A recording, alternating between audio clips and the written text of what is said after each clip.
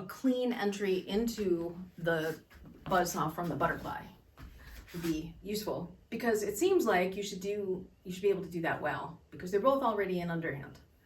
So one thing that you could do from here, there's many ways.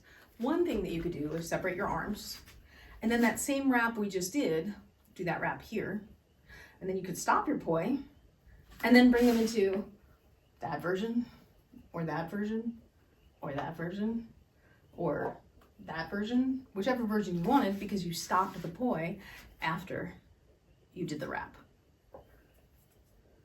It's a very excellent little performance maneuver, just using that stop. I think it's also easier to get the poi to stop. Like, I think if you are full length and you're trying to get it to stop, it's a lot harder to get it so that it doesn't wobble like this, the longer it is. So when it's shorter, I think it's easier to control. To prevent what just happened, so your poi clinked in the middle, I think this is a harder wrap to do. Note mine clinked as well. I think separating it and then wrapping is easier to manipulate.